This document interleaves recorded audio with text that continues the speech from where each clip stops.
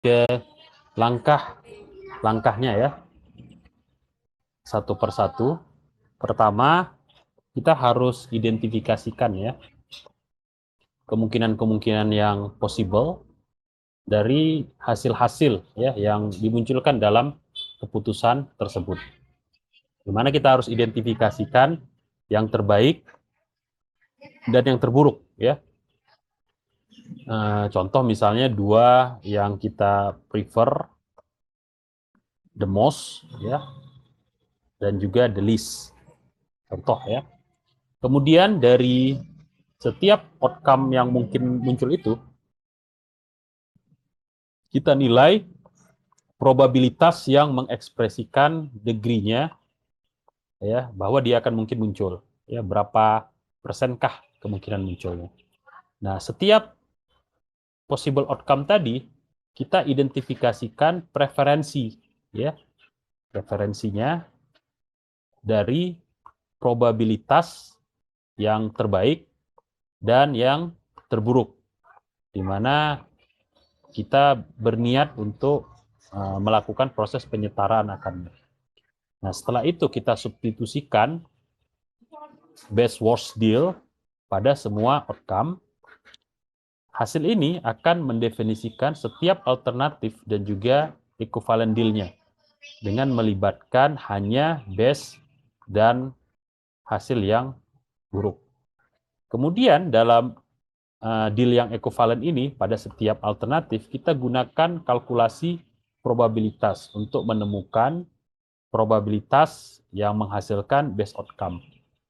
Kemudian kita pilih alternatif di mana equivalent deal tadi, ya, penyetaraan tadi adalah yang paling tinggi probabilitasnya dari best outcome. Oke, nah contoh misalnya seperti ini ya. Dalam langkah yang pertama, di situ disebutkan apa?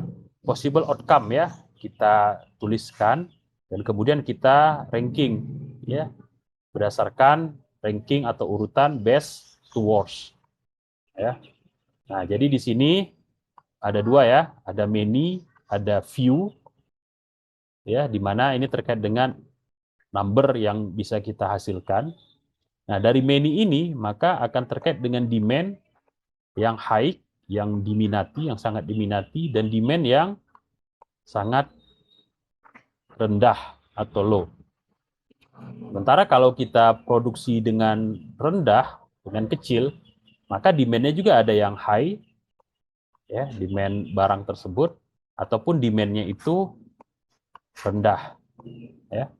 Nah, contoh misalnya many high tadi ya, makanya ini akan berakibat kepada high sales, customer yang senang gitu dan tidak ada sia-sia. Ya, ini yang base-nya lah. Kemudian ada juga view low, ya. Ini otomatis ya penjualan pasti akan rendah, customer juga kecil, tapi semuanya happy dan tidak ada yang disia-siakan. Atau view high, ya. Sales-nya itu rendah, terus kemudian banyak yang tidak suka, terus kemudian tidak ada sia-sia tapi walaupun tadi customer banyak yang disappointed ya, yang tidak senang sehingga akhirnya tidak jadi customer kita. Yang terakhir adalah many low, ya penjualan rendah dan banyak yang disia-siakan. Ini yang paling rendah ya, yang paling buruk ya, view low. Oke, setelah itu kita masuk ke step yang kedua, di mana kita buat ya probabilitas kemungkinan itu bisa dihasilkan ya. Nah, jadi setelah kita menilai bahwa high demand itu kita akses ya kapabilitas dan kapasitas kita itu didapat 40% ya high demand. Kemudian dalam step 3 itu dilakukan assessment lagi ya pada probabilitas yang ada ya untuk mendapatkan ya best versus worst sehingga kita bisa lakukan deal equivalent kepada view ya yaitu low outcome yang berupa 50% dan kita lakukan assessment yang lagi ya pada high outcome dengan 30%. Nah, seperti dalam figur di bawah. Kalau yang paling atas itu sudah langsung dinyatakan ya Sementara yang paling bawah ternyata menghasilkan yang lain ya, di mana view low itu ada best dan ada worst-nya ya 50-50%. View high itu juga ada dua ya, ada best, ada worst-nya. Oke, sekarang kita masuk ke langkah yang keempat. Nah, dalam langkah keempat, setiap outcome ya dalam decision tree akan diubah dengan ekovalensinya berdasarkan best worst deal seperti yang bisa kita lihat pada gambar di kiri kita ya. Nah, contoh ini tadi ya, many ya. High demand-nya 40% kan. Ketika high demand-nya 40%, berarti low demand-nya itu 60%. Nah, ini yang paling baik dan ini yang paling buruk ya pada number produce many. Nah, sekarang kita bagi tadi ya.